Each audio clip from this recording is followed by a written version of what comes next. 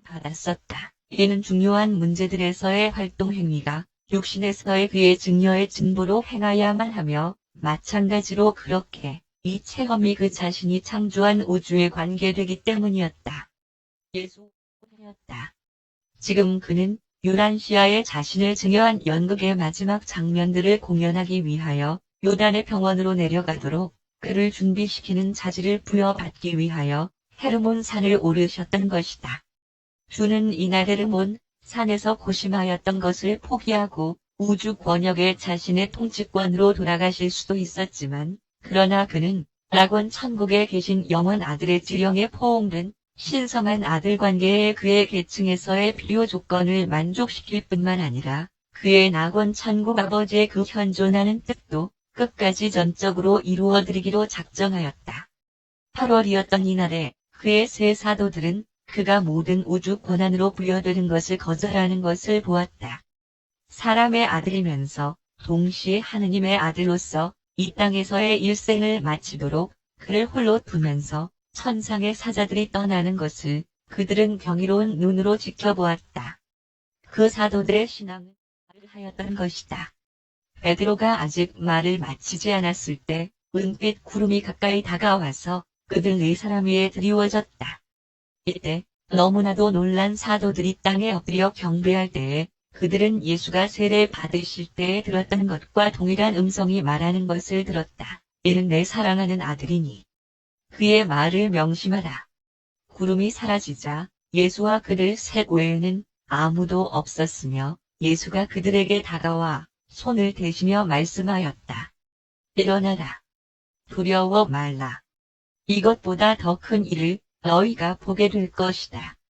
그러나 너희는 나를 사람의 아들로 받아들이지 않으려 할 것이며, 그래서 너희에게 이미 정착되어 있는 관념에 따라서 나를 받아들이도록 허락은 하였지만, 그러나 오해하지 말라. 내 아버지의 뜻이 반드시 승리할 것이다. 만일 너희들이 너희 자신의 의지적 경향에 따라서 선택을 한다면 너희는 많은 실망과 많은 시험을 체험하는 것을 반드시 대비하여야만 할 것이다. 그러나 내가 너희에게 제공하는 훈련은 너희 자신의 선택에 의해 닥칠 이 슬픔도 넘기면서 너희로 하여금 승리하도록 하기에 충분할 것이다. 예수가 베드로, 야고보, 그리고 하였다. 그 변모는 다음과 같이 처하게 된 일이었다. 1. 미가엘이 유란시아에서의 육신화된 일생의 증여가 충만함을 낙원 천국의 영원한 어머니 아들이 받아들이는 의식이었다. 영원 아들의 필요 조건에 관한 한 예수는 이제 그들의 성취에 대한 확증을 받았다. 그리고 가브리엘이 그 확증을 예수께 가져왔다. 2. 헬사자 육신의 모습에서의 유란시아 증여의 충만함을 이룸에 따른 무한 영의 만족에 대한 증언이었다. 무한 영의 우주 대표자, 구원자 별에 있는 미가엘의 직계 동료이며 언제까지나 현존하는 공동작업자는 이때의 아버지 멜기세덱을 통하여 말하였다. 예수는 이 세상에서의 자신의 사명활동이 성공하였다는 사실에 관하여 영원 아들과 무한 영의 사자들에 의해 제출된 이 증언을 환영하기는 하였지만 그의 아버지께서 유란시아 증여가 이제 끝났다고 지적하지 않은 것을 주목하였다. 아버지의 보이지 않는 현존이 단지 예수의 개인성 구현된 조절자를 통하여 증거되었는데 이렇게 말씀하였다. 이는 나의 사랑하는 아들이니 그의 말을 명심하라. 또한 이 내용은 새 사도들도 들을 수 있도록 말로 들려졌다. 천상의 존재들이 방문한 이 사건 이후에 예수는 그의 아버지의 뜻을 알고자 애쓰셨고 필사자로서의 증여가 자연적으로 종결되는 것을 따르기로 결정하였다. 이것이 예수께 대한 변모의 의의였다. 반면에 새 사도들에게 있어서 그것은 주가 하느님의 아들이면서 동시에 사람의 아들로서 그의 이 땅에서의 삶이 마지막 위상에 들어가시는 것을 뜻하는 사건이었다.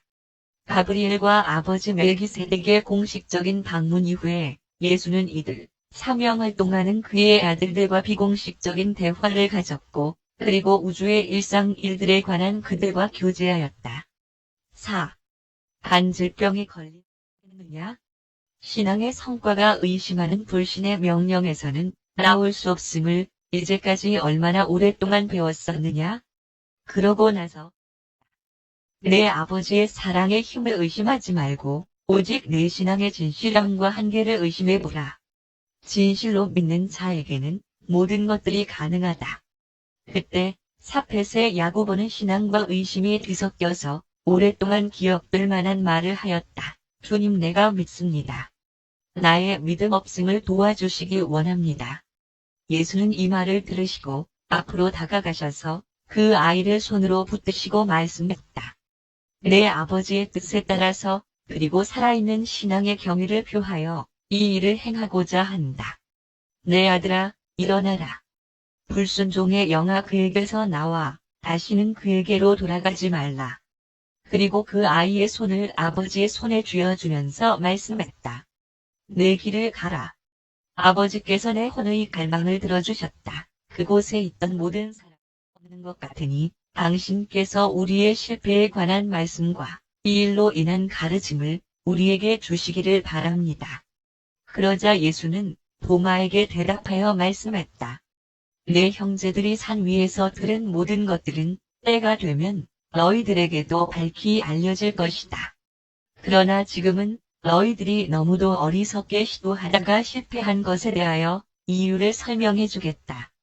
너희의 주와 그의 동행자들, 너희 형제들이 아버지의 뜻을 더 많이 알기 위하여 그리고 신성한 뜻을 효과적으로 실행할 더욱 풍성한 지혜의 자질을 청하기 위하여 어제 저쪽 산에 올라간 동안에 남아서 이곳을 지키면서 영적 통찰력의 마음을 체득하기를 분토하고 아버지의 뜻이 좀 더 충분하게 계시되도록 우리와 함께 기도하라고 지시를 받았던 너희들이 너희 명령에 따르는 신앙을 행사하는 것에는 실패하였지만 그러나 그 대신 너희는 유혹에 양보하면서 하늘의 왕국, 너희들이 깊은 생각에서 끈질기게 고집하는 물질적이고 세속적인 왕국에서 자기 자신을 위해 더 좋은 자리를 차지해 보려는 너희의 오래된 악한 경향에 빠져들었다.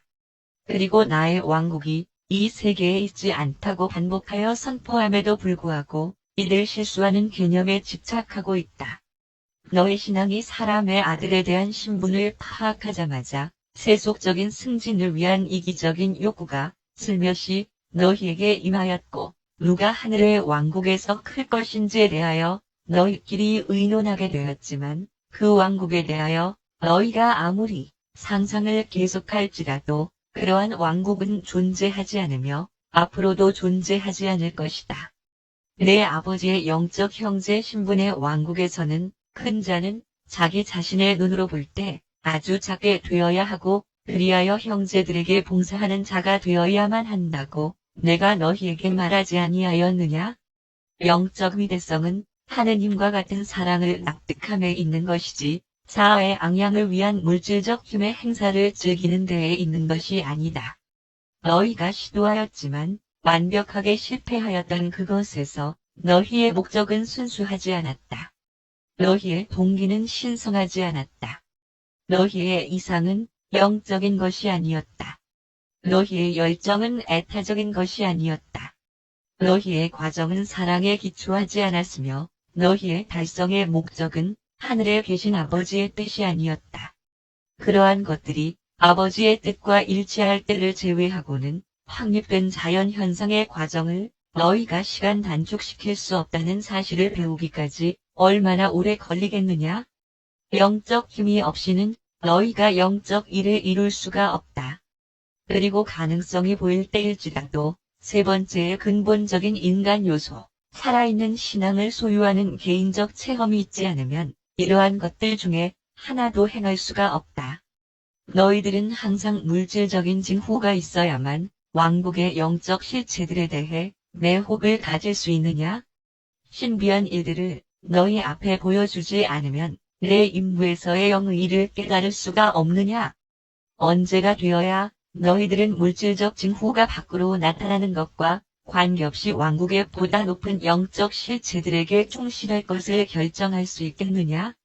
12살 떨어질 때에 너의 신앙과 헌신에 대한 크고 최종적인 시험이 얼마 안 있어서 있게 될 터인데 우리가 그 일들을 시작하고 있는 것이다. 그리고 내가 너에게 말씀했다. 누구든지 나를 따르려는 사람은 자기 자신을 돌보지 말고 매일매일의 자기의 책임을 다하고 그리고 나를 따라오라. 누구든지 이기적으로 자기 생명을 구원하고자 하면 그것을 잃을 것이지만 누구든지 나와 복음을 위하여 자기 생명을 잃으면 그것을 구원하게 될 것이다. 만일 사람이 온 세상을 얻고 자기 자신의 혼을 잃으면 무슨 소용이 있겠느냐? 사람이 영원한 생명과 바꿀 수 있는 것이 무엇이냐? 이 죄 많고 위선적인 세대 속에서 나와 내 말을 부끄러워하지 말라. 마찬가지로 그렇게 모든 천상의 무리들의 현존 안에서 내가 내 아버지 앞에 영광 안에서 나타날 때에 너희를 시인하기에 부끄러워하지 아니할 것이다. 그렇지만 내 앞에 서 있는 너희들 중 여럿은 힘과 함께 오는 이 하느님의 왕국을 보기까지는 죽음을 맛보지 않을 것이다.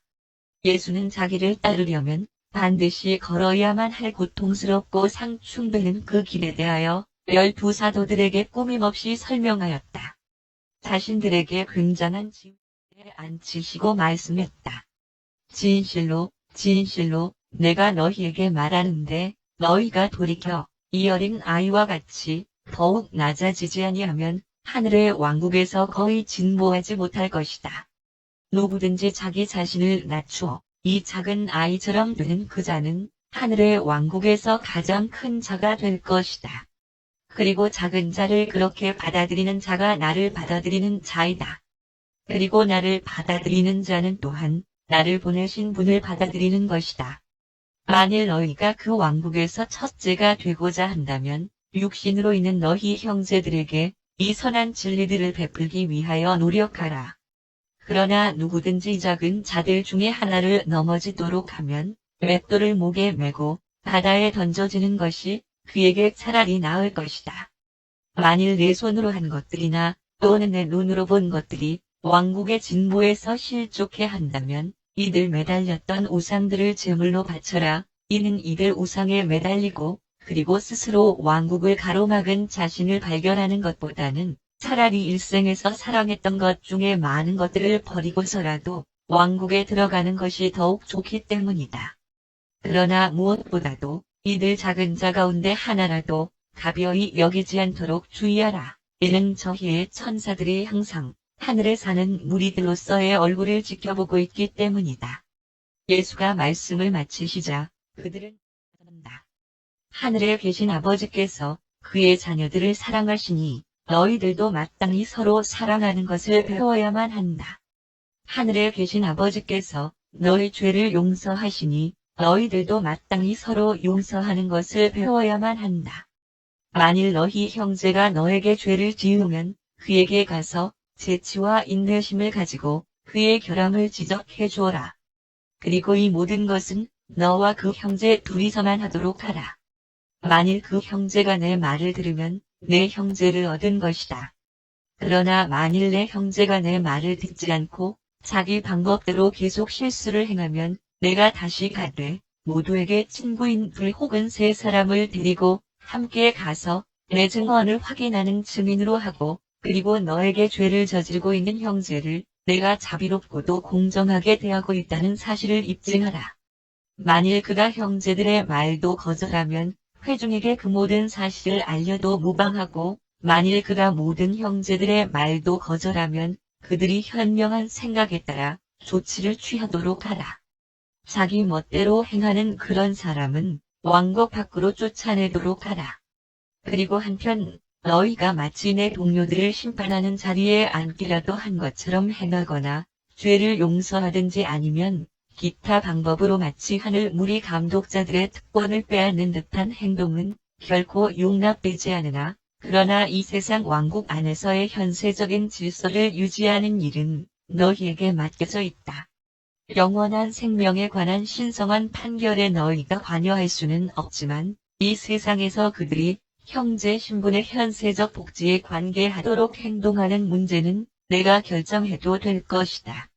또한 그러한 형제 신분의 교육 단련과 관련된 이 모든 문제들에 있어서 너희가 땅에서 판결한 것은 무엇이든지 그대로 하늘에서 인지될 것이다.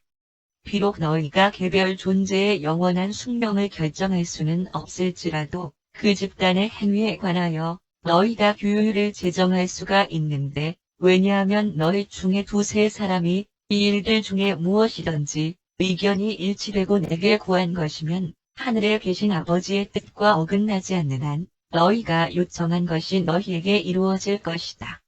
이 모든 말은 항상 그대로 이루어질 것인데, 왜냐하면 두세 사람이 모인 곳에는 내가 그들 중에 함께 있기 때문이다. 히포에서 사명활동하는 자들의 책임을 맡은 사도인 시몬 베드로는 예수가 말씀하는 것을 듣고 질문했다.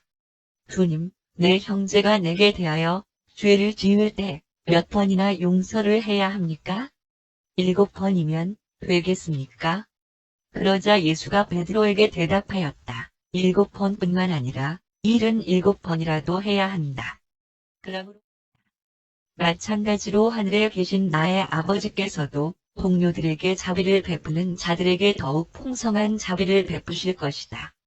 같은 인간의 이러한 결정으로 인하여 너희 형제가 죄를 지은 것에 대해 너희가 늘 응징을 하면서 어떻게 하느님께 나아와 너희의 결정을 헤아려 달라고 요청할 수가 있겠느냐? 너희 모두에게 말하겠는데 너희가 왕국으로부터 그 선한 것들을 값없이 받았으니 너희도 이 땅에서 내 동료들에게 값없이 주도록 하여라. 이렇게 하여 예수는 동료들을 심판하는 자리에 앉는 것이 얼마나 위험한지를 가르치시고 그 부당함을 밝히 가르치셨다. 계속적인 교육 단련이 있어야만 하고 공의가 시행되어야 하기는 하지만, 그러나 이 모든 것들에 있어서 형제 신분의 지혜가 우선되어야 한다. 예수는 집단으로서의 합법적이고 비판적인 권위는 인정하였지만 개별 존재로서의 그것은 그렇지 않았다. 집단으로서의 이 권한 부여조차도 그것이 개인적 권한으로 사용되어서는 결코 안 된다. 한 개별 존재가 평결을 내리는 데에는 편견 또는 왜곡된 감정에 의해 비뚤어질 위험이 항상 존재한다. 집단의 판결은 개인적 성향에서의 위험을 제거하고 불공정성을 없애는 데 더욱 적당하다. 예수는 항상 불공정성, 보복과 복수의 요소를 최소화하고자 하였다. 자비와 착은 속했다. 오는 세대에는 온전하게 자격이 있지 않은 많은 사람들이 내 이름으로 신기한 일들을 많이 행하겠으나 나는 그들을 금하지 않을 것이다. 내가 말하는 것은 냉수 한 잔을 목마른 자에게 주었을 때라도 아버지의 사자들이 그러한 사랑의 봉사에 대하여 영원히 기록할 것이라는 것이다. 이 설명을 가르치셨다. 사람의 개인성을 항상 존중하라. 정의로운 원인은 결코 기세로서 권장되는 것이 아니다. 영적 승리는 오직 영적 힘에 의해서만 얻을 수 있다. 물질적인 영향을 이용하지 말라는 이 명령은 정신적 기세뿐만 아니라 육체적인 기세에도 관련된 것이다. 남자나 여자들을 강제로 왕국에 들어가게 하기 위하여 압도하는 논리와 정신적인 우월성을 사용해서는 안 된다. 사람의 마음은 단순히 논리의 무게로 압도하거나 날카로운 웅변으로 위압하여서는 안 된다. 인간 의사결정을 내리는 한 요소로서 감정을 전부 무시할 수는 없지만, 왕국 운동을 진전시키려 하는 자들을 가르칠 때 감정에 직접 호소해서는 안 된다. 너희는 사람들의 마음속에 내주하는 신성한 영에게 직접 호소하도록 하라. 두려움이나 연민 또는 단순한 감상에 호소하지 말라. 사람들에게 호소할 때에 공정하도록 하라. 자제력을 발휘하고 마땅한 절제력을 보이며 너희 제자들의 개인성을 진실로 존중하는 태도를 가져라. 내가 하는 말을 기억하라. 보라, 내가 문에 서서 두드리고 있으니 누구든지 문을 열면 내가 안으로 들어가겠다. 사람들을 왕국으로 인도할 때에 그들의 자아 존중을 상하게 하거나 꺾지 말라. 지나친 자아 존중은 적절한 겸손을 파괴할 수도 있으며 끝에 가서는 오만, 자만, 그리고 거만에 이르게 될지 모르지만, 그러나 한편으로 자아 존중을 잃는 것은 때때로 의지를 마비시키는 결과를 가져온다. 자아 존중을 잃었던 자들에게는 그것을 회복시키고 자아 존중이 있는 자들에게는 그것을 상가하도록 하는데 이 복음의 목적이 있다. 너를 따르는 제자들의 삶 속에서 오직 그릇됨만을 꾸짖는 오류를 범하지 말라. 그들의 삶 속에서 가장 칭찬할 만한 것들을 너그럽게 인지하여 칭찬하는 것도 잊지 말라. 자아 존중을 잃었던 자들과 정말로 그것을 다시 찾고자 하는 자들에게 자아 존중을 회복시켜주는 일을 내가 결코 멈추지 않을 것이라는 사실을 꼭 기억하라. 내성적이고 두려움이 많은 자들의 자아 존중을 손상치 않도록 조심하라. 단순한 마음을 소유한 나의 형제들을 희생시키면서 빈정거리는 일에 탐닉하지 말도록 하라. 두려움에 떠는 나의 자녀들에게 냉소적인 태도를 갖지 말라. 놀고 먹는 일은 자아 존중에 해를 끼치는 것이다.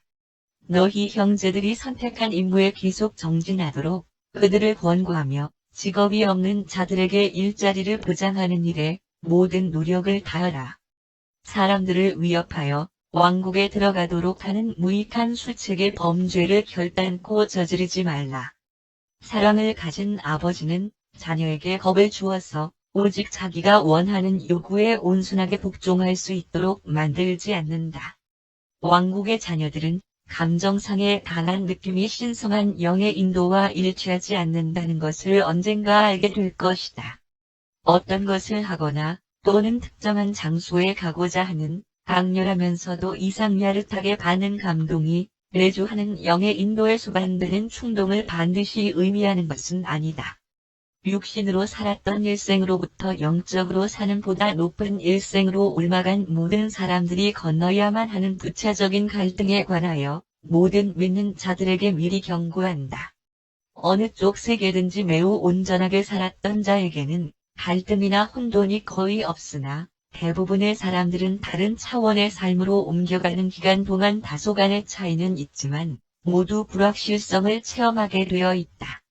왕국에 들어가는 것이 너희들로 책임에서 벗어나게 하거나 의무를 피하도록 할 수는 없으나 복음의 멍에는 쉽고 진리의 짐은 가볍다는 것을 기억하라. 세상에는 생명의 빵을 바로 앞에 놓고도 굶주려 배고픈 혼들로 가득하다. 자기 안에 살아 계신 그 하느님을 찾다가 죽어가는 사람들로 가득 차 있다. 사람들은 살아있는 신앙에 즉시 잡아 챙길 수 있는 거리에 모든 것이 있는데도 간절한 가슴과 피곤에 지친 발로 왕국의 보물을 찾아다닌다. 신앙이 종교와 가지는 관계는 돛이 배와 가지는 관계와 같다. 그것은 힘의 증가이지 결코 일생의 짐이 증가되는 것이 아니다. 왕국에 들어가는 자들에게는 오직 하나의 투쟁이 있는데 그것은 신앙의 선한 싸움을 위하여 싸우는 것이다. 믿는 자에게 오직 한 가지의 전투가 있으니 그것은 의심, 믿지 않음을 상대하는 것이다. 너희는 왕국의 복음을 설교함에 있어서 단순하게 하느님과의 화목을 가르치고 있다.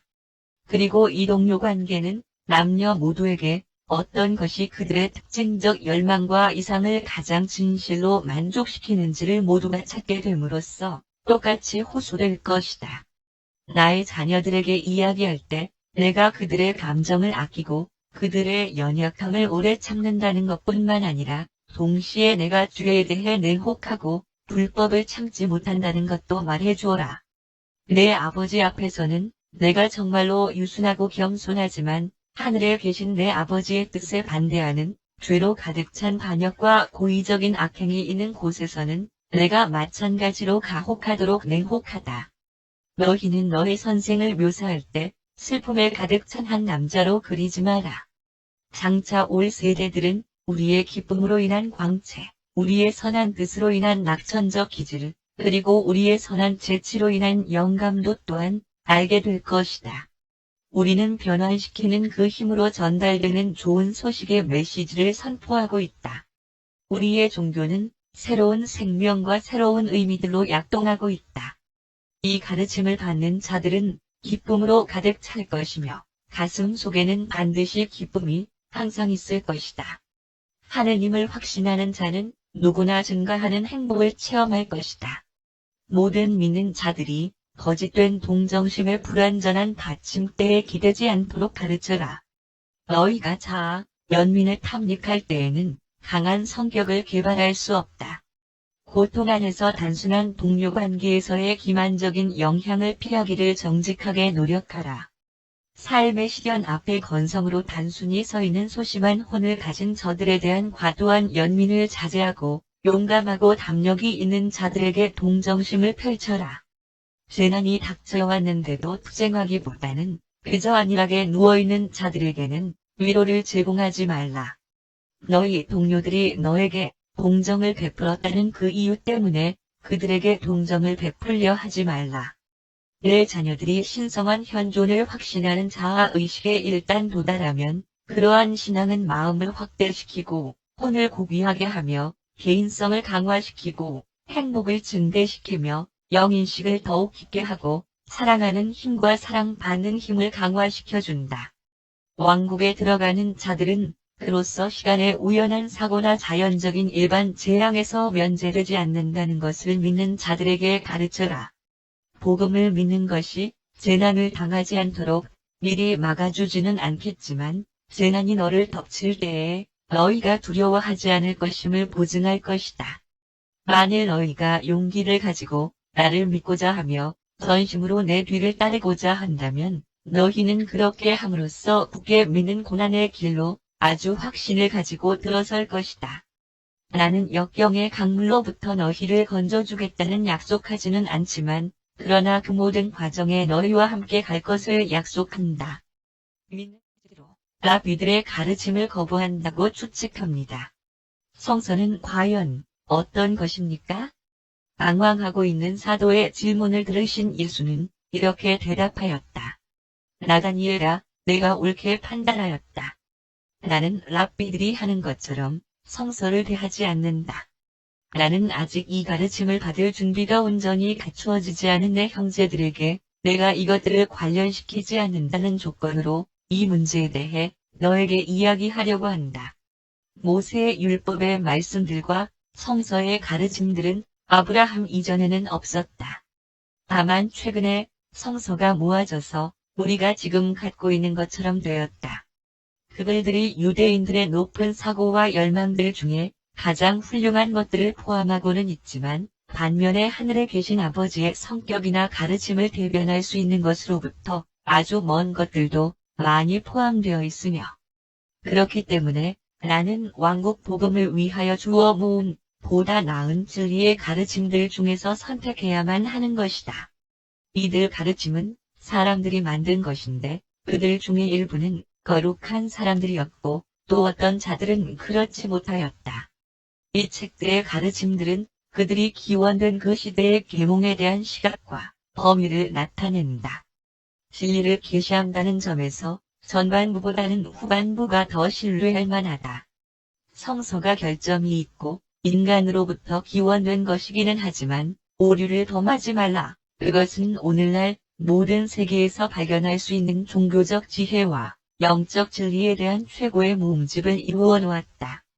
이 책의 많은 부분은 그 책이 지닌 이름의 사람에 의해 쓰인 것이 아니지만 그 사실 때문에 담겨져 있는 진리의 가치가 떨어질 수는 없다.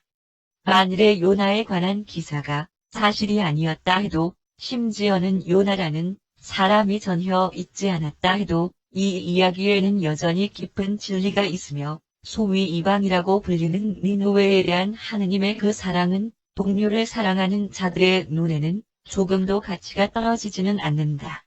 성서는 하느님을 찾는 사람들의 사고와 행동을 보여주고 있기 때문에 신성하며 그들은 이 글 속에 정의, 진리 그리고 거룩함에 대한 그들의 가장 높은 개념들을 기록해 놓았다. 성서는 진실을 매우 많이 포함하고 있지만 오늘날 너희가 가르치고 있는 것에 비추어 본다면 하늘에 계신 하느님, 내가 와서 모든 세계에 나타내고자 하는 사랑의 하느님에 대하여 그릇되게 설명하는 많은 부분들도 포함하고 있다는 사실을 너희가 알 것이다. 나다니엘아, 사랑의 하느님께서 너희 조상들에게 그들의 적을 모두 남녀노소를 막론하고 노예로 만들기 위하여 전쟁을 일으키도록 하였다는 성서의 기록을 한순간도 결코 믿으려 하지 말라. 그러한 기록들은 사람들의 말이며 매우 거룩한 사람들의 말도 아니고 하느님의 말씀도 아니다. 성서는 그것을 지어낸 사람들의 지적, 도덕적, 영적 지위를 늘 반영해 왔으며 또 앞으로도 그럴 것이다. 선지자들이 사무엘로부터 이사야에 이르는 그들의 기록을 만들어가면서 야훼 하느님에 대한 개념이 아름답고 영광스럽게 변화 발전해 간 것을 내가 깨닫지 못하였느냐? 성서가 종교적인 가르침과 영적 안내를 위한 것임을 너는 꼭 기억하라. 성서는 역사가나 철학자들의 작품이 아니다. 성서 기록이 절대로 완전하다는 것과 그리고 그 가르침이 틀림없다는 잘못된 관념이 가장 통탄할 일이 아니라 오히려 전통에 사로잡혀 있는 예루살렘의 서기관들과 바리새인들에 의해 이 성스러운 글들이 잘못 해석되어 혼란을 일으킨다는 점이다. 그리고 이제 저들은 왕국 복음의 더욱 새로운 가르침에 저들이 저항하기를 굳게 결정하면서 성서가 영감받았다는 교리 그리고 그 해석상의 오류의 그 두 가지를 모두 활용하고 있다. 나다니엘아, 아버지는 진리에 대한 계시를 어느 한 세대 또는 어느 한 민족에게만 제한시키시지 않으신다는 것을 명심하거라. 진지하게 진리를 추구해왔던 그리고 앞으로도 계속할 많은 사람들이 성서가 완전하다는 이 교리들 때문에 혼동되고 낙심될 것이다. 진리에서의 권위는 그 살아있는 명시 속에 깃들어 있는 바로 그 영이고 어떤 다른 세대의 다소 희미하면서도 영감을 받은 것처럼 보이는 사람들의 말 속에 있는 것이 아니다. 그리고 옛 사람 중에 성스러운 사람들이 서로 영감을 받고 영으로 충만한 삶을 살았다고 해도 그들의 말들도 똑같이 영적으로 영감되었다는 것을 의미하는 것은 아니다. 오늘날 우리는 왕국 복음에 대한 가르침을 기록하지 않고 있는데 이것은 내가 떠난 후에 내 가르침에 대한 너희들의 다양한 해석의 결과로 인하여 가지각색의 진리 논쟁자 분파로 속히 나뉘지 않도록 하기 위해서이다. 이 세대에 있어서는 기록을 만드는 것을 피하고 이 진리를 실천하는 것이 최고의 방법이다. 나다니엘아, 내 말을 잘 기억하라. 인간 본성이 닿은 것에는 틀림없는 것이 아무것도 없다. 사람의 마음을 통하여 신성한 진리가 참으로 빛을 발하게 될 수도 있지만 언제나 상대적으로 순수할 뿐이며 부분적인 신성이 있을 뿐이다. 창조체는 틀림없는 것을 갈망하지만 오직 창조주들만이 그것을 소유하고 있다. 그러나 성서를 가르치는 데 있어서 가장 큰 실수는 오직 그 민족의 현명한 마음을 가진 자들만이 감히 해석할 수 있는 지혜와 신비의 책이라고 봉해버리는 교리에 있다. 신성한 진리에 대한 계시는 인간의 무지, 완고함, 그리고 편협되고 옹졸한 마음에 의해서만 봉해지는 것이다. 성서가 발하는 빛은 오직 선입관에 의해서 약해지며 미신적 습관에 의해 어두워진다. 신성함에 대한 잘못된 두려움이 종교가 상식적인 보호수단이 되는 것을 방해하여 왔다. 과거에 쓰인 성스러운 글의 권위에 대한 두려움이 오늘의 정직한 혼들이 복음의 새로운 빛, 다른 세대에서 하느님을 아는 바로 그러한 사람들이 그토록 보고 싶어 하던 빛을 받아들이는 것을 실제적으로 방해하고 있다. 그러나 무엇보다 가장 슬픈 점은 이 전통주의의 존엄함을 가르치는 선생들의 일부가 바로 이 진리를 알고 있다는 사실이다. 그들은 성서의 한계성을 거의 충분히 납득하고 있으면서도 도덕적으로는 비겁하며 지적으로는 정직하지 못하다. 그들은 거룩한 글들에 관하여 진상을 알고 있지만 사람들이 그렇게 흔들리고 있다는 사실을 막아야 한다는 것에 더욱 즐겨 빠져 있는 것이다. 그렇기 때문에 그들은 거룩한 글들을 다른 세대의 하느님을 아는 사람들에 대한 도덕적 지혜와 종교적 영감 그리고 영적 가르침의 저장고로서 간청하는 대신 성서를 왜곡하고 일상생활의 노예로 만드는 세부사항과 영적이 아닌 일들의 권위에 대한 안회서로 만들면서 그릇된 길로 빛나게 한다. 나다니엘은 주의 보고 있다는 것을 암시하면서 가장 좋은 영적 음식으로 자기 혼을 먹이라고 청중들에게 훈계하였는데 말씀하는 도중에 야고보가 끼어들어 물었다. 주여, 우리의 개인적 향상에 보다 적당한 구절들을 성서에서 어떻게 선택할 수 있는지 우리에게 가르쳐 주시지 않으시겠습니까? 예수가 대답하였다. 좋다. 야고보야, 내가 성서를 읽을 때에 영원히 참되고 신성하게 아름다운 다음과 같은 가르침들을 찾아보라. 오 주님, 내 속에 정결한 가슴을 창조하소서. 주님은 나의 목자시니 내가 부족함이 없으리로다. 내 자신을 사랑함같이 내 이웃을 사랑하라. 나는 주님 너의 하느님이니 내 오른손을 붙들고 내게 이르기를 두려워 말라. 내가 너를 도우리라. 나라들이 다시는 전쟁을 연습하지 아니하고, 이것은 예수가 따르는 자들에게 설명하기 위하여 또는 새로운 왕국 복음을 가르치실 때 삽입하기 위하여 날마다 히브리 경전의 진술을 인용한 예를 보여주는 것이다. 다른 종교들은 하느님을 사람과 비슷한 존재로 생각하도록 암시하지만 예수는 사람에 대한 하느님의 보살핌을 독립하지 못한 자기 자녀의 행복을 위하여 사랑하는 아버지가 염려하는 것에 비유하였으며 이 가르침을 그의 종교의 주축들로 삼았다.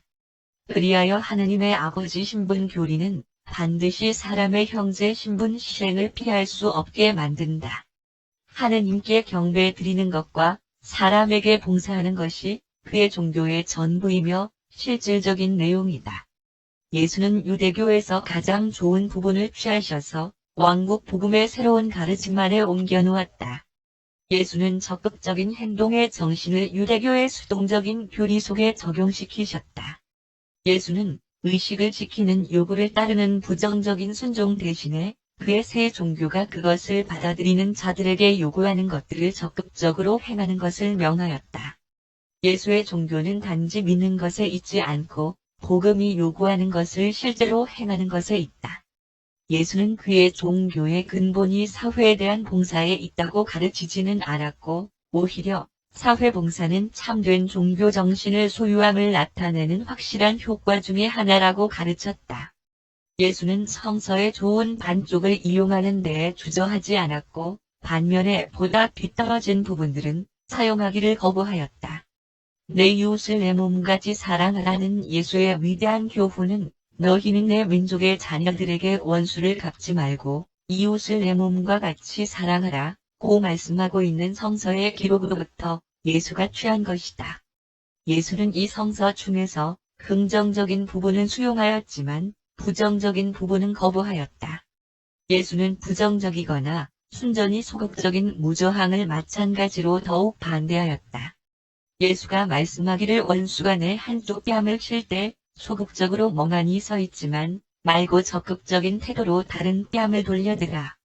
다시 말해서 실수를 저지르는 내 형제를 악한 길에서 벗어나게 하고 의로운 삶을 사는 선한 길로 인도하기 위하여 할 수 있는 최선의 것을 적극적으로 행하라. 예수는 따르는 자들에게 일생의 모든 경우에 있어서 긍정적으로 그리고 적극적으로 반응할 것을 요구하였다. 다른 뺨을 돌려대든지 또는 그것을 상징할 만한 어떤 행동이든지 솔선하는 것이 요청되며 믿는 자임을 나타내는 활기차고 적극적이고 그리고 용기 있는 개인성 표현이 요구된다. 예수는 악에 대하여 무저항적인 사람을 이용하려고 일부러 찾아다니는 사람들이 주는 모욕에 소극적으로 굴복할 것을 권유하지 않았으며 오히려 자기를 따르는 자들이 선으로 악을 효과적으로 이기게 될 때까지 악에 대하여 신속하고 적극적인 반응을 하되 현명하고 기민하게 하라고 당부하였다. 가장 고약한 악보다 진실된 선이 반드시 더 강력하다는 것을 꼭 기억하라. 주는 의에 대한 적극적인 기준을 가르치셨는데 내 제자가 되고자 하는 자는 누구든지 자기 자신을 버리고 나를 따르기 위해 매일 주어지는 의무를 온전히 감당하라. 그리고 주 자신이 그는 부지런히 선한 일을 행하였다. 은 말 그대로 사셨다. 복음의 이 측면은 따르는 무리들에게 후에 말씀한 많은 비유들에 의하여 잘 표현되었다. 예수는 그를 따르는 자들에게 인내심으로 의무를 이행하라고 훈계한 적이 없으며 오히려 하느님의 왕국 안에서 그들의 인간 책임과 신성한 특권을 충분히 채우기까지 힘과 열정을 가지고 살라고 가르치셨다. 예수가 사도들에게 어떤 사람이 겉옷을 부당하게 벗겨가거든 다른 옷도 벗어주라고 가르치셨을 때 글자 그대로 두 번째 겉옷을 의미하였기보다는 오히려 보복하라고 충고하는 옛가르침. 눈에는 눈으로 등등. 대신에 그릇된 행동을 한 자를 구원할 수 있는 어떤 적극적인 일을 하라는 관념으로서 설명한 것이었다. 예수는 보복하려는 생각을 싫어하였을 뿐만 아니라 소극적인 태도로 고난을 참아내는 자 또는 불법에 대하여 희생자가 되는 관념을 아주 싫어하였다. 이 경우에 있어서 예수는 악에 맞서서 저항하고 싸우는 세 가지 방법을 그들에게 가르치셨는데 1. 악을 악으로 갚음. 적극적이지만 불의한 방법. 2. 불평이나 저항 없이 악을 견딤. 순전히 소극적인 방법. 3. 악을 선으로 갚음. 그 상황의 주인이 되도록 의지를 주장하고 선으로 악을 정복함. 적극적이며 의로운 방법. 사도들 중에 하나가 이렇게 질문한 적이 있었는데 주여, 만일 어떤 낯선 사람이 자기 짐을 1마일이나 지고 가도록 제게 강요한다면 어떻게 해야 됩니까? 예수가 대답하였다. 한편으로는 속으로 그 낯선 사람에게 심한 욕을 하면서 벗어나려고 앉아서 한숨을 쉬지 말라. 그러한 소극적인 태도로는 의를 이룰 수 없다. 더 적극적이고 효과 있게 할 수 있는 것이 생각나지 없거든. 적어도 내가 그 짐을 지고 다음 1마일을 더 가줄 수 있지 않겠느냐. 그렇게 하면 불의하고 사악한 그 낯선 자에게 확실한 도전이 될 것이다. 요리를 거절하였다. 예수는 도마에게 말해 주었다. 너희들이 무한하고 영원한 하느님 본성에 대한 이상을 영적으로 깊이 알고 있는 한 너희들이 품을 수 있는 아버지에 대한 관념이 무엇인가 하는 것은 별 문제가 되지 않는다. 도마는 하느님이 사람으로 허락해 주십시오. 그러나 복수심이 가득한 이 말들을 들으신 예수는 세베대의 아들들을 향하여 엄하게 꾸짖었다. 너희가 보여주고 있는 태도가 어떤 것인지 도대체 모르고 있구나. 복수하는 자는 하늘의 왕국의 겉모습도 쳐다보지 못한다. 논쟁하지 말고 차라리 요단강 옆에 있는 작은 마을로 가자. 이렇게 하려고 합니까? 예수가 대답했다. 통치자들이 나를 죽이려는 이유는 왕국의 새로운 소식, 이들 선생이 어떤 대가를 치르고서라도 옹호하기로 결정한 형식적 종교 예식에 견디기 힘든 전통으로부터 사람을 자유롭게 하는 그러한 복음에 대한 내 가르침에 분개하기 때문이다. 자기들은 율법에 따라서 안식일에 할례를 행하면서도 고통의 노예가 되었던 어떤 사람을 내가 안식일에 고쳐주었다는 이유로 나를 죽이려고 한다. 자기들은 안식일에도 나를 쫓아다니면서 정탐하였지만 내가 안식일에 중환자를 완벽하게 고쳐주었을 때에는 나를 죽이려고 하였다. 만일 너희들이 나의 가르침을 감히 받아들이고 정직하게 믿게 되면 자기들의 전통적 종교 체계가 전복되고 언제까지나 무너지리라는 것을 그들이 잘 알기 때문에 나를 죽이려고 한다. 그래서 그들은 하느님 왕국의 이 새롭고도 영광스러운 복음을 받아들이기를 확고하게 거절하기 때문에 자기들의 삶을 바쳐 얻은 권한을 빼앗기게 될 것이다. 이제 내가 너희 모두에게 당부하겠는데 겉으로 나타나는 것에 따라서 판단하지 말고 오히려 이들 가르침에 참된 영으로 판단하라. 의롭게 판단하라. 그러자 다른 사람 주장하십니까? 예수가 대답했다. 내가 누구이며 어디서 왔는지를 안다고 내가 주장하는데 나도 내 주장이 참된 것이기를 바란다. 왜냐하면 만일 내가 참으로 나를 안다면 내가 그 지식 속에서 풍성한 생명을 발견할 것이기 때문이다. 그러나 분명히 말하지만 나는 스스로 온 것이 아니며 아버지가 나를 보내셨는데 나를 보내신 그는 진실하고 성실하시다. 너희들은 내 말을 듣기 거부함으로써 나를 보내신 그를 받아들이기를 거부하고 있다. 만일 너희가 이 복음을 받아들이면 너희는 나를 보내신 분을 알게 될 것이다. 내가 너희에게 그를 선포하고 계시하기 위하여 아버지로부터 왔기 때문에 나는 아버지를 알고 있다. 서기관이 분명하다. 나는 너희 중에 누구도 악한 자가 되는 것을 원치 않는다. 아버지는 너희를 사랑하시며 그렇기 때문에 나는 전통의 어두움과 편견의 사슬로부터 너희가 해방되기를 몹시 고대하고 있다. 나는 너희에게 일생의 자유와 구원의 기쁨을 내밀고 있다. 나는 죄의 사슬을 끊고 악에서 해방되는 새로운 생명의 길을 선포하고 있다. 너희가 생명을 가지고 있겠지만 그것을 영원히 갖게 하려고 왔다. 너희는 나와 너희를 불안하게 걱정시키는 나의 가르침을 없애려고 애쓰고 있다. 내가 너희와 잠시 동안 밖에 함께 있을 수 없다는 사실을 너희가 안다면 얼마나 좋겠느냐. 나는 이제 곧 나를 이 세상으로 보내주신 분께로 돌아가야 한다.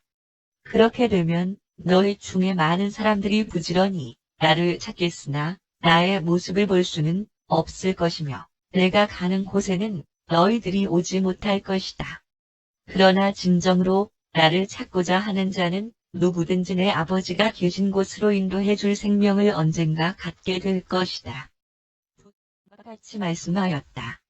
나는 세상의 빛이다. 나를 따르는 자는 어둠 속에서 걷지 않고 생명의 빛을 얻을 것이다. 너희는 주제넘게 나를 재판에 회부하고 마치 나의 재판관이라도 되듯이 앉아서 내가 자신에 대하여 증언하면 그 증언은 참되지 못할 것이라 선언하고 있다. 그러나 창조체가 창조주를 심판하는 일은 결코 있을 수 없다. 내가 어디로부터 왔는지, 내가 누구인지, 그리고 내가 어디로 가는지를 알기 때문에 내가 나 자신을 증언하더라도 나의 증언은 영속적으로 참된 것이다. 사람의 아들을 죽이려 하면서 너희들은 내가 어디서 왔는지, 내가 누구인지, 또는 내가 어디로 가는지를 알지 못한다. 너희는 다만 육신의 모습으로 판단하며 영의 실체들을 알아차리지 못하고 있다. 나는 아무도, 심지어는 나의 큰 적이라 해도 판단하지 않는다. 그러나 내가 판단을 해야 한다면 나의 판단은 참되며 의로울 것인데, 왜냐하면 이는 내가 홀로 하는 것이 아니고 나를 이 땅에 보내시고 모든 참된 심판의 근원이신 내 아버지와 함께 하기 때문이다. 너희들도 믿을 만한 두 사람의 증인만 있으면 된다고 말하는데. 자, 그러면 내가 이들 진리의 증인이 되겠으며 그렇게 또한 하늘에 계신 내 아버지도 그리하실 것이다. 내가 어제 이것을 너희에게 말하였을 때 너희의 어두움 안에서 내게 묻기를 당신의 아버지가 어디 있습니까? 하였는데 진실로 너희들은 나도 모르고 내 아버지도 모른다. 왜냐하면 만일 너희가 나를 알았다면 너희가 내 아버지도 알았을 것이기 때문이다. 내가 떠날 것과 내가 가는 곳에는 너희가 오지 못하기 때문에 너희가 나를 찾아도 발견하지 못할 것이라고 너희에게 이미 말하였다. 이 빛을 거부하는 너희는 아래로부터 왔으며 나는 위로부터 왔다. 어둠 속에 앉아있기를 더 좋아하는 너희는 이 세상에 속하지만 나는 이 세상에 속하지 않고 빛들의 아버지이신 영원한 빛 속에서 산다. 너희는 내가 누구인지에 대하여 배울 수 있는 기회를 충분히 가졌었지만 아직도 사람의 아들의 신분을 확증할 수 있는 다른 증거를 가지려고 한다. 나는 생명의 빛이며 이 구원하는 빛을 고의로 또는 알면서도 거부하는 모든 사람들은 자기 죄 가운데에서 죽을 것이다. 너희에게 말할 것이 많이 있지만 너희가 내 말을 받아들이지 못한다. 아무튼 나를 보내신 분은 진실하시고 신실하시며 내 아버지는 죄를 범하는 자녀들도 사랑한다. 내 아버지께서 말씀한 모든 것을 내가 세상에 선포해왔다. 사람의 아들이 들려 올라갈 때 그때야 너희들이 내가 그인 것과 내 스스로 한 것이 아무것도 없고 오직 아버지께서 내게 가르친 것만을 하였다는 것을 알게 될 것이다. 나는 이 말들을 너희뿐만 아니라 너희 자녀들에게 들려준다. 나를 보내신 분은 지금도 나와 함께 하고 계시며 나를 홀로 내버려 두지 않으시는데 그것은 내가 항상 아버지의 눈에 즐거워하시는 일만을 하기 때문이다. 예수가 이렇게 성전에 서서 말씀했다. 누구든지 목마른 자가 있거든 그를 내게로 오게 하여 마시게 하라. 내가 위에 계신 아버지로부터 이 세상으로 생명수를 가져온다. 나를 믿는 자는 이 물이 뜻하는 영으로 채워질 것이며 성서도 말하기를 그로부터 생명수의 강이 흐를 것이다. 사람의 아들이 땅에서의 일을 마치면 살아있는 진리의 영이 모든 육체에 부어질 것이다. 이 영을 받는 자는 영적 목마름을 결코 체험하지 않을 것이다. 예수는 이 말씀을 말씀했다. 너희가 성서에서 보라, 물이 마른 땅에 부어져서 마른 흙 위에 퍼지는 것과 같이 내가 거룩함의 영을 너희 자녀들 위에 부어주어 복을 받게 하고 너희 자녀의 자녀까지도 그리하리라 한 말씀을 읽지 못하였느냐? 의식적인 경배에 깨진 주전자로부터 흘러나오는 사람들의 전통을 너희 혼에게 마시도록 하면서 왜 영의 돌보심을 갈망할 것이냐? 너희들이 보고 있는 이 성전에서 이루어지려고 하는 일은 너희 조상들이 신성한 영이 신앙의 자녀들에게 주어지는 것을 상징으로 표현한 하나의 방법이며 너희들은 이 상징들을 오늘날까지도 잘 영속하도록 하고 있다.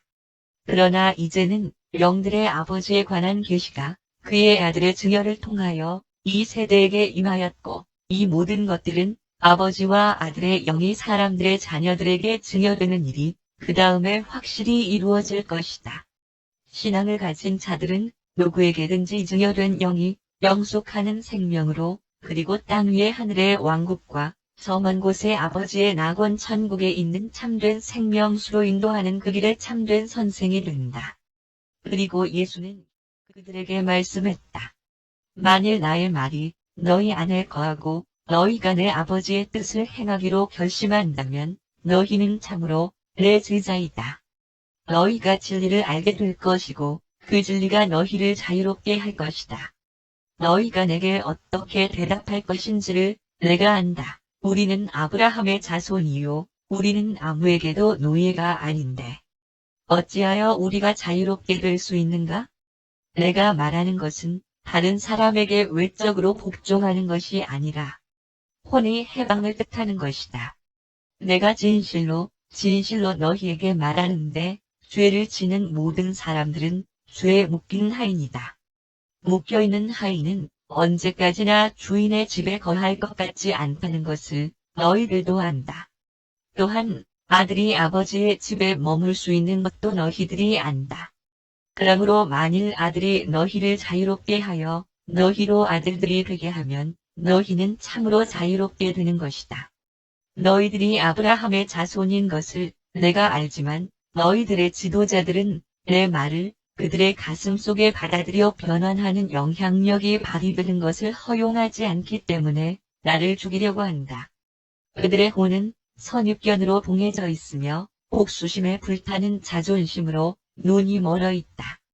나는 너희에게 영원한 아버지께서 내게 보여주신 진리를 전파하였지만 착각에 빠진 이 선생들은 오직 그들의 현세적 아버지들로부터 배운 것들만을 행하고자 한다. 아브라함이 너희의 아버지라고 너희가 대답한다면 나는 만일 너희가 아브라함의 자손이라면 아브라함의 일을 하라고 말하겠다. 너희 중에 나를 믿는 자들도 있지만 그 나머지들은 내가 하느님으로부터 받은 진리를 너희에게 이야기하기 때문에 나를 죽이려고 한다. 그러나 아브라함은 하느님의 진리를 그렇게 대하지 않았다. 너희 중에 어떤 자들은 악한 자의 일을 행하기로 결심하였다는 것을 내가 안다. 만일 하느님이 너희의 아버지이었다면 너희가 나를 알고 내가 나타낸 진리를 사랑하였을 것이다. 내가 아버지로부터 온 것과 하느님이 나를 보내신 것과 내가 혼자서 일을 하는 것이 아니라는 것을 너희가 모르겠느냐? 왜 나의 말을 납득하지 못하느냐? 너희가 악의 자녀가 되려고 작정하였기 때문이냐? 만일 너희가 어두움의 자녀라면 내가 나타낸 진리의 빛 속에서 걷지 못할 것이다. 악의 자녀들은 그 안에 진리가 없으므로 진리 가운데 서지 못하고 속이는 자인 그들 아버지의 길을 따를 뿐이다. 그러나 이제 사람의 아들이 와서 진리를 말하고 진리대로 살지만 너희 중에 많은 사람들이 믿으려 하지 않는다. 너희가 무엇으로 나에게 유죄 판결을 내리려느냐? 그러면 아버지가 내게 보여주신 진리대로 내가 살면서 선포한다면 왜 너희는 믿지 않느냐? 하느님의 사람이라면 하느님의 말씀을 기쁘게 들을 것이며 너희 중에 많은 사람들은 이런 이유로 내 말을 듣지 않는데 너희가 하느님의 사람이 아니기 때문이다. 너희의 선생들은 내가 마귀들의 영주의 힘으로 내 일을 한다고 감히 말한다. 가까이 있던 한 사람은 내가 마귀라고 마귀의 자식이라고 말하였다. 그러나 너희 중에 정직하게 생각하는 자라면 누구든지 내가 마귀가 아니라는 것을 잘 알 것이다. 너희가 나를 경외하지 않을지라도 나는 아버지를 경외하리라는 것을 너희가 안다. 나는 나의 영광을 구하지 아니하고 오직 낙원 천국에 계신 내 아버지의 영광을 구한다. 또한 나는 너희를 심판하지 아니하는데 그것은 내 대신 심판하실 이가 있기 때문이다. 내가 복음을 믿는 너희에게 진실로 말하는데 이 진리의 말을 가슴속에 생생하게 간직하는 자는 결코 죽음을 맛보지 아니할 것이다. 방금 내 옆에 있는 서기관이 말하기를 내가 아브라함과 선지자들이 죽은 것을 알면서도 이렇게 말하는 것은 마귀가 내 안에 있음을 증명하는 것이라고 하였다. 그리고 그가 물었다. 당신의 말을 지키는 자는 죽음을 맛보지 않을 것이라고 당신이 감히 여기 서서 말할 만큼 아브라함과 선지자들보다 당신이 훨씬 더 큰 자인가? 당신이 감히 그런 신성을 모독하는 발언을 하라고 누가 허락하였는가? 그리고 내가 그 모든 것들에 대하여 말하기를 만일 내가 나의 영광을 위한다면 나의 영광은 아무것도 아니라고 하였다. 그러나 나를 영화롭게 하실 분은 아버지이시며 그 아버지는 너희들이 하느님이라고 부르는 바로 그이시다. 그렇지만 너희들은 너희 하느님 내 아버지를 아는데 실패하였으며 너희를 함께 데려가기 위하여 어떻게 하면 진정으로 하느님의 아들이 될 수 있는지를 보여주기 위하여 내가 왔다. 너희는 아버지를 알지 못하지만 나는 정말로 그를 안다. 아브라함이 나의 날을 보기를 즐거워하였으며 신앙으로 그것을 보고 기뻐하였다. 믿지 아니하는 유대인들과 이 말을 듣고 이 무렵에 소집된 사내들인 공회에서 보낸 사람들이 소동을 일으키며 외쳤다. 내 나이가 50도 못 되었는데 그래도 아브라함을 보았다고 말하니 너는 마귀의 자식임이 틀림없다. 예수는 강론을 더 계속할 수가 없었다. 다만 그 자리를 떠나면서 말씀하기를 내가 너희에게 진실로 말하는데 아브라함이 있기 전에 내가 존재한다. 믿지 아니하는 많은 사람이라고 명하지 않으시겠습니까? 예수는 대답했다. 마르다야, 마르다야, 너는 왜 항상 그토록 많은 것들로 염려하고 그 많은 하찮은 일들로 걱정하느냐? 정말 가치 있는 것이라면 오직 한 가지라도 족하며 마리아는 이 선하고 아름다운 쪽을 선택하였으니 내가 그것을 빼앗지 않을 것이다. 그러나 언제가 되어야 너희 둘이 나의 가르침대로 살게 되어서 음식 만드는 일도 같이 하고 화합하여 너희 둘의 혼을 새롭게 하는 일을 하게 되겠느냐? 모든 것에는 때가 있다는 것. 일생에 있어서 보다 덜 중요한 것들은 하늘 왕국의 중대한 일들 앞에서 양보해야만 한다는 것을 배우지 못하겠느냐? 9. 배드에 받는 것이 마땅하기 때문이다. 더 나은 숙소가 제공된다 하여 이 집에서 저 집으로 옮겨 다니지 말라. 너희가 반드시 기억할 것은 이 땅의 평화와 사람들 가운데 선한 뜻을 선포하며 나아갈 때에 사악하고 자기 기만에 빠진 적들과 결코 대항하지 말 것이며 그러므로 뱀처럼 지혜롭되 동시에 비둘기 같이 해를 끼치지 않는 자가 되어야 하는 것이다. 그리고 너희가 어디를 가든지 전파하여 말하기를 하늘의 왕국이 가까이 있다 하고 마음이나 또는 육체가 병든 모든 자를 보살펴 주어라. 너희가 왕국의 아름다운 것들을 값없이 받았으니 값을 받지 말고 주어라. 만일 어느 도시의 사람이든지 너희를 환영하면 아버지의 왕국에 들어갈 자가 많을 것이나 만일 어느 도시의 사람이든지 이 복음을 받지 아니하면 믿지 아니하는 무리들을 떠날 때에도 여전히 너희 메시지를 전파하며 그때까지도 너희 가르침을 거부하는 자들에게 당신들이 진리를 거부할지라도 하느님의 왕국은 여전히 당신들 곁에 있다. 고 말하라. 너희 말을 듣는 자는 나의 말을 듣는 자이다. 그리고 나의 말을 듣는 자는 나를 보내신 그의 말을 듣는 것이다. 너희들이 전파하는 복음의 메시지를 거부하는 자는 나를 거부하는 자이다. 그리고 나를 거부하는 자는 나를 보내신 그를 거부하는 자이다. 예수는 70인에게 이렇게 한 제자가 예수께 와서 말했다. 주여, 저도 당신의 새로운 사도들 중에 하나가 되고자 하지만 저희 아버지가 매우 나이가 많아서 거의 돌아가시게 되었으니 집으로 돌아가 장사 지내도록 허락해 주시겠습니까? 예수가 이 사람에게 말씀했다.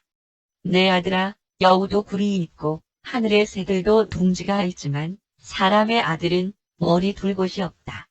너는 신실한 제자이고 내가 사랑하는 자들을 돌보려고 집에 돌아가서 제자로 남아있을 수 있겠지만 내 복음의 사자들은 그럴 수가 없다.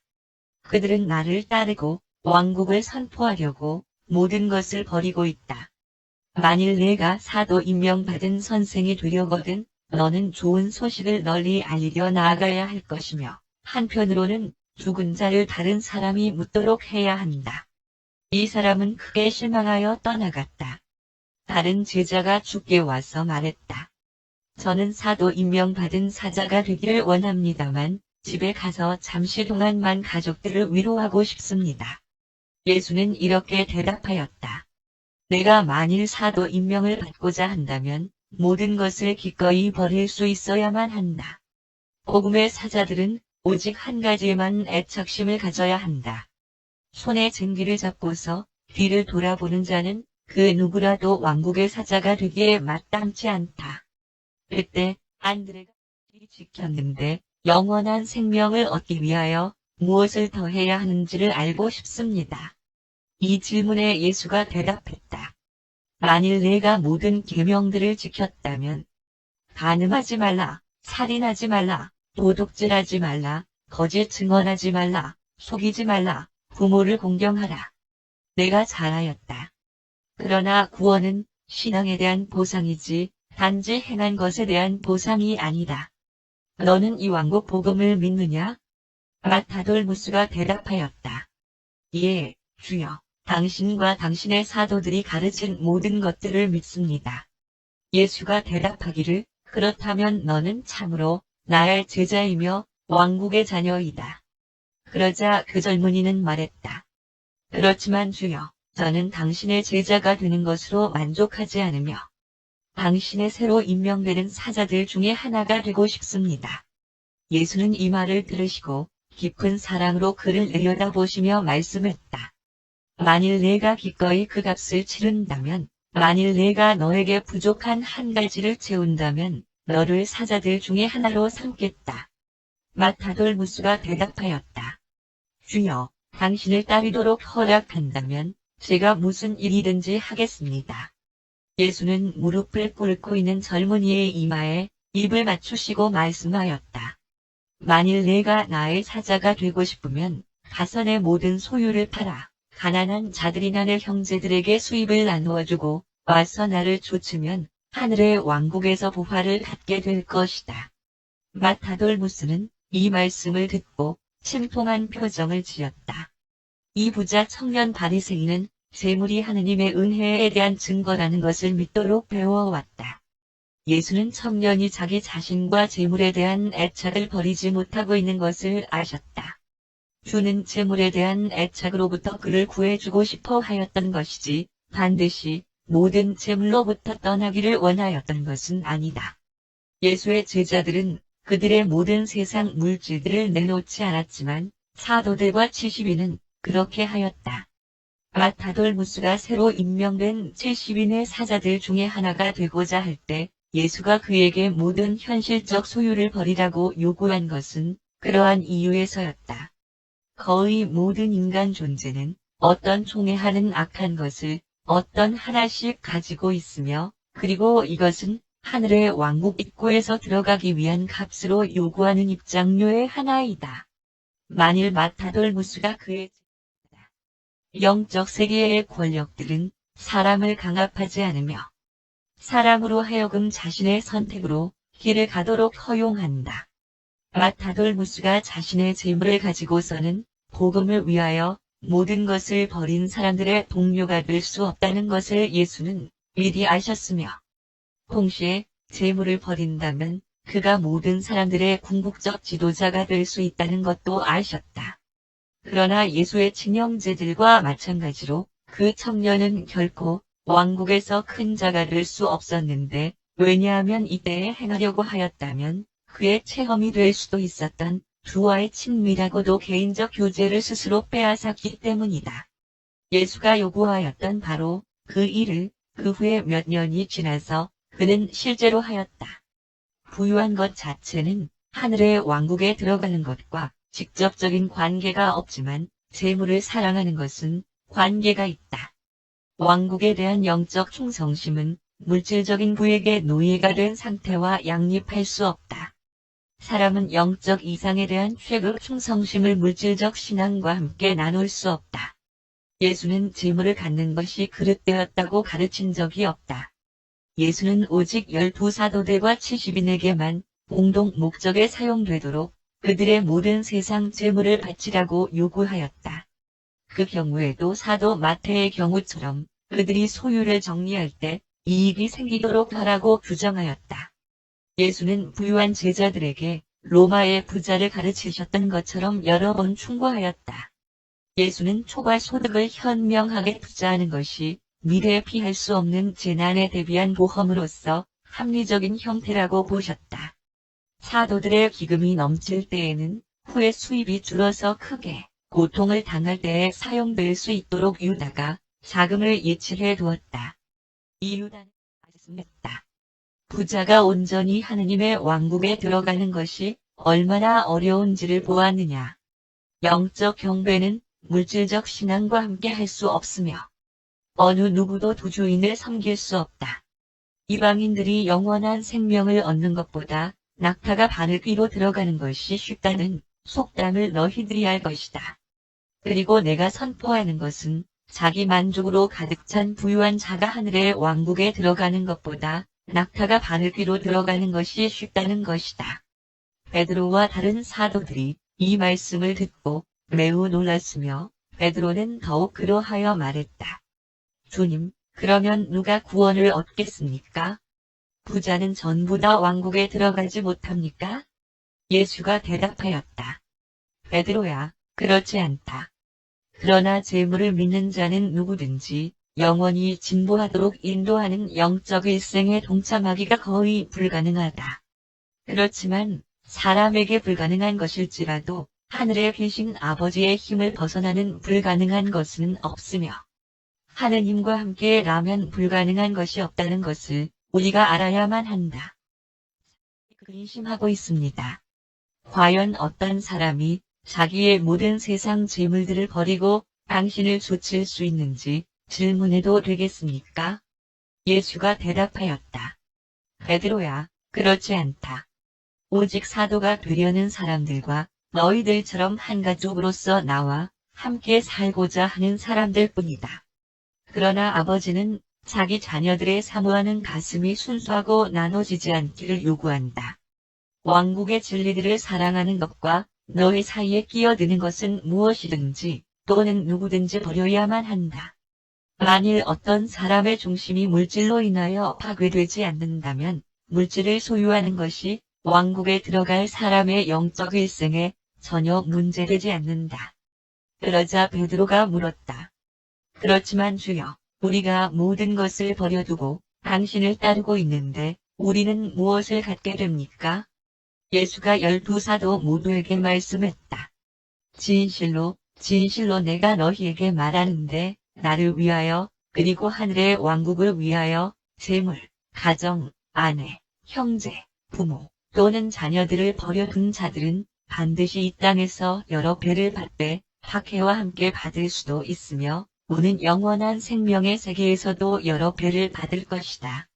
그러나 먼저 된 자들 중에 나중될 자들이 많으며 나중된 자들이 먼저 될 자들도 있을 것이다. 아버지는 창조체들의 필요에 따라서 그리고 우주의 복지에 대한 자비와 사랑의 동정심으로 이루어진 자신의 공정한 법에 따라서 그들을 대한다. 하늘의 왕국은 말씀들을 강조하였다. 1. 왕국의 복음은 반드시 모든 세상, 유대인은 물론 이방인에게 선포되어야 한다. 2. 아픈 자에게 사명활동하면서 기적을 기대하도록 가르치는 것을 삼가라. 3. 세상에서의 권력과 물질적인 영화의 외적인 왕국이 아니라 하느님의 아들들의 영적 형제 신분을 전파라. 4. 전심으로 복음을 전파하는 것 이외에 다른 일에 주의를 돌리도록 하는 과도한 사교적인 방문이나 다른 사소한 일에 시간을 허비하지 않도록 하라. 5.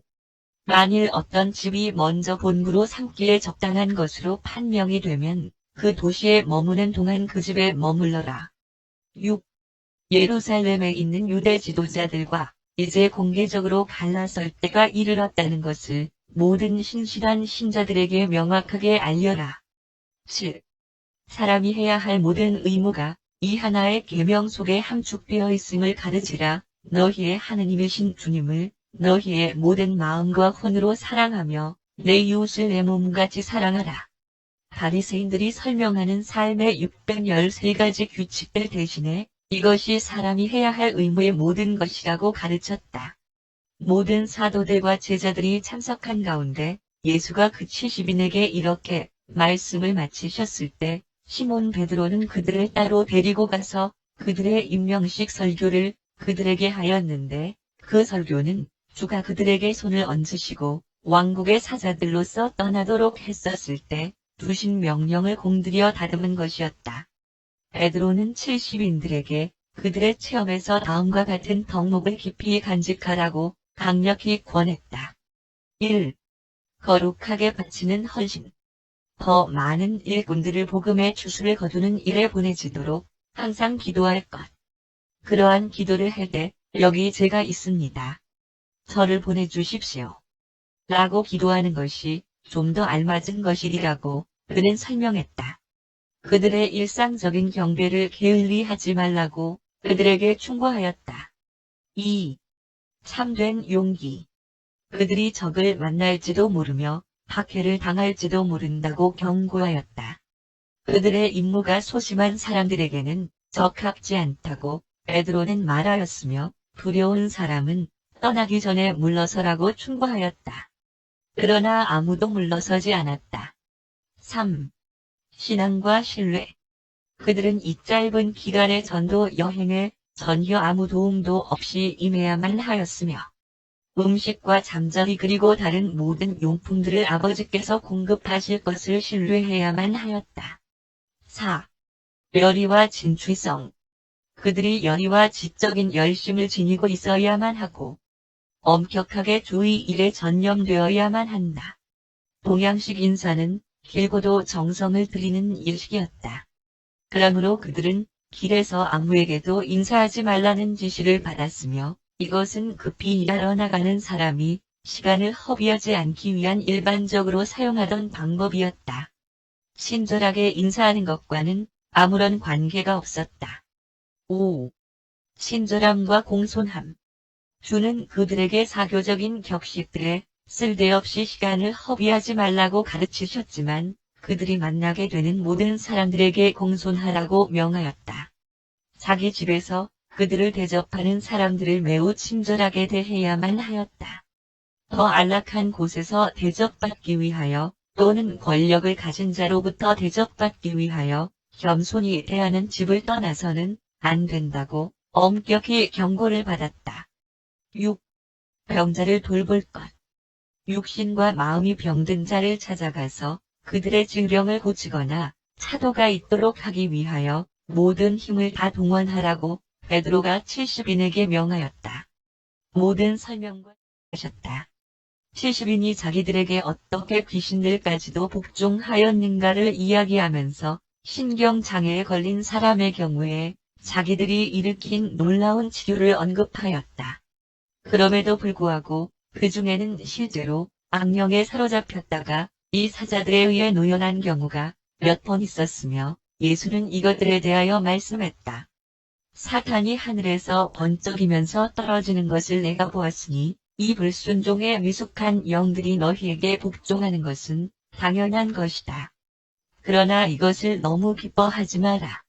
왜냐하면 소수의 이뤄진 영들이 불행한 사람들의 마음속으로 더 이상 들어갈 수 없도록 내가 내 아버지께로 돌아가자마자 우리가 우리의 영들을 사람들의 바로 그 마음속에 보낼 것이기 때문이다. 너희들이 사람들과 힘을 체험한 것에 대해 나도 기쁘지만 이 체험 때문에 교만하지는 말고 오히려 너희 이름이 하늘의 두루마리에 기록된 것과 그리하여 영적으로 정복해 나갈 끝없는 생애로 나아가게 된 것을 기뻐하라. 예수는 이때 저녁 식사를 나누기 바로 전 수종자들이 드물게 목격한 바 있었던 감정적 환희의 순간을 체험하였다. 예수가 말씀했다. 나의 아버지, 하늘과 땅의 주님이시여 감사드립니다. 이 놀라운 복음을 지혜로운 자들과 스스로 의롭다 하는 자들에게는 숨기시고 영이 이들 영적 영광을 왕국의 자녀에게 보여주셨습니다. 그렇습니다. 나의 아버지여, 이렇게 하는 것은 분명히 당신께 기쁨이 되었을 것이며 제가 당신께 돌아간 후에도 복음이 모든 나라에 퍼지게 될 것과 당신이 내게 이루라고 주신 그 일을 알게 되어 기쁩니다. 저는 당신이 모든 권세를 제 손에 맡겨주시려 하는 것과 오직 당신만이 제가 누구인 줄을 참으로 아신다는 것, 그리고 오직 저와 또 제가 당신을 계시해 준 자들만이 당신을 참으로 안다는 것을 깨닫게 되어 대단히 감동되었습니다. 그리고 육신 가운데에서 내 형제들에게 주는 이 계시를 마친 후에도 당신의 창조체들에게 위에서 계속 계시할 것입니다. 예수가 이렇게 아버지께 말씀한 후에 사도들과 사명활동자들에게 돌아서서 말씀했다. 이런 일들을 보는 눈과 듣는 귀는 복이 있다. 많은 선지자들과 지나간 여러 시대의 많은 위대한 사람들이 너희가 지금 보는 것을 보고자 하였으나 그들에게는 허락되지 않았다. 앞으로 오는 많은 세대에 걸쳐서 빛의 자녀들이 이 일들을 들었을 때 그것들을 직접 듣고픈 너희들을 부러워할 것이다. 그러시면서 모든 제자들을 향하여 말씀했다. 너희들은 얼마나 많은 도시들이 왕국 복음을 받아들였는지를 들었으며 내가 보낸 성직자들과 교사들이 유대인과 이방인에게 어떻게 환영받았는지를 들었다. 왕국의 복음을 믿기로 작정한 이 공동체들은 참으로 복이 있다. 그러나 빛을 거부하는 코라진과 벳세다, 줄리아스 그리고 가버나움의 주민들에게는 화가 있으라. 그 도시들은 이 사자들을 반갑게 환영하지 않았다. 분명히 말하지만 이곳에서 행한 기적이 티레와 시돈에서 행해졌더라면 이방인의 도시라고 불리는 그곳의 사람들은 오래전에 깊이 뉘우쳐 회개하였을 것이다.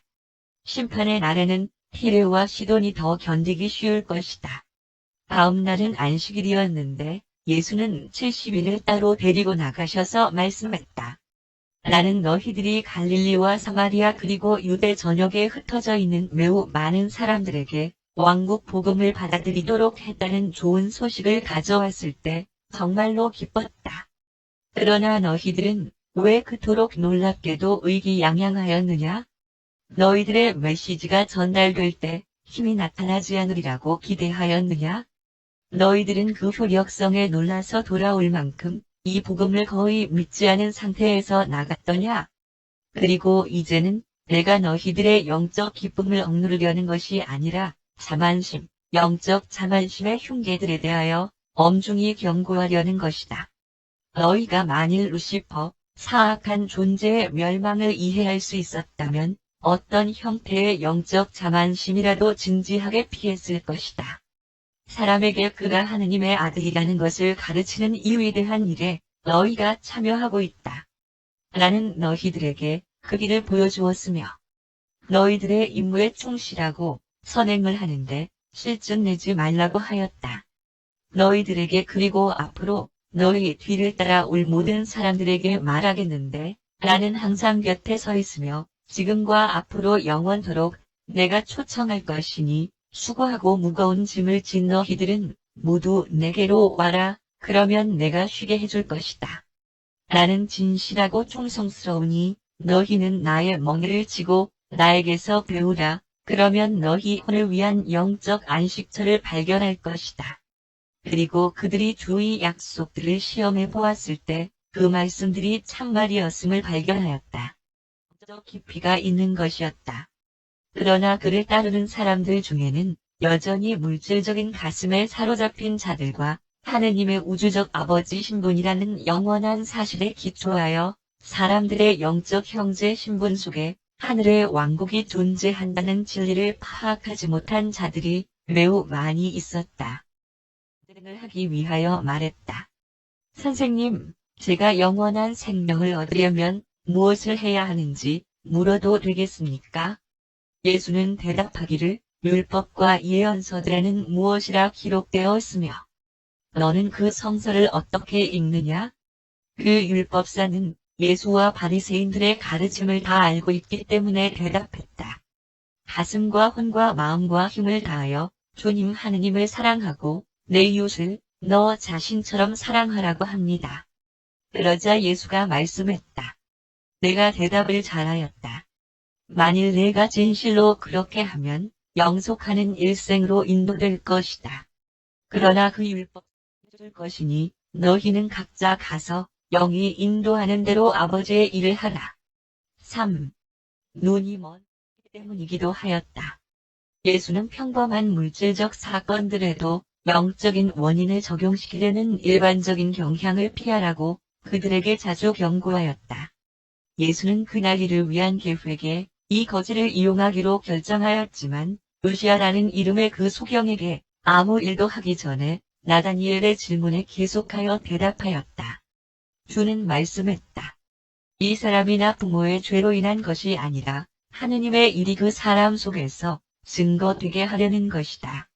이 사람이 눈이 먼 것은 자연적인 과정으로 그렇게 되었지만 우리는 이제 아직 낮일 동안에 나를 보내신 그의 일을 해야만 한다. 왜냐하면 밤이 분명히 올 터인데 그때가 되면 우리가 하려고 하는 그 일을 할 수 없기 때문이다. 내가 세상에 있는 동안에는 내가 세상의 빛이지만 그러나 오직 잠시 동안은 내가 너희와 함께 있지 않을 것이다. 대답을 마치 의리일 뿐이었다. 3. 그러나 예수가 이 독특한 활동 행위와 관련하여 물질적인 수단을 부여하는 세 번째 이유가 있었다. 이것은 순전히 예수 자신의 선택에 따라서 이루어진 기적이었으며 이렇게 하여 그 시대는 물론 앞으로 올 모든 시대에서도 자기를 따르는 자들이 병을 고치는 일에 물질적인 수단을 무시하거나 경멸하는 일이 없도록 가르치시기 위함이었다. 예수는 기적만이 인간의 병을 치료하는 방법이라는 생각을 버리도록 그들에게 가르치려 하였던 것이다. 예수는 이 사람을 따른다. 그리고 나의 가르침을 따르는 모든 자들에게는 내가 영원한 생명을 줄 것이며 그들은 결코 소멸되지 않을 것이고 아무도 내 손에서 그들을 빼앗을 수 없다. 이 어린아이들을 내게 주신 내 아버지는 모든 것보다 크시며 누구도 아버지의 손에서 그들을 빼앗을 수 없다. 그 아버지와 나는 하나이다. 믿지 아니하는 있으리라 생각한다. 그러나 내가 다시 한번 나타내고자 하는 것은 내가 선포하는 것을 너희가 확신할 수 있다는 것과 아버지께서 내 안에 계시고 내가 아버지 안에 있다는 것, 그리고 아버지께서 내 안에 계신 것 같이 나도 이 복음을 믿는 모든 사람들 속에 거할 것이라는 것이다. 그리고 사람이었고 예수가 그에게 말씀했다. 요시야야, 내가 하느님의 아들을 믿느냐? 요시야가 대답하기를 제가 그를 믿을 수 있도록 그가 누구인지를 말씀해 주십시오. 예수가 말씀했다. 내가 그를 보고 들었으며 지금 내게 말하는 사람이 바로 그이다. 그러자 요시야가 말하였도록 자기를 인도하는 우주의 창조주를 보았던 것이다. 예수는 이제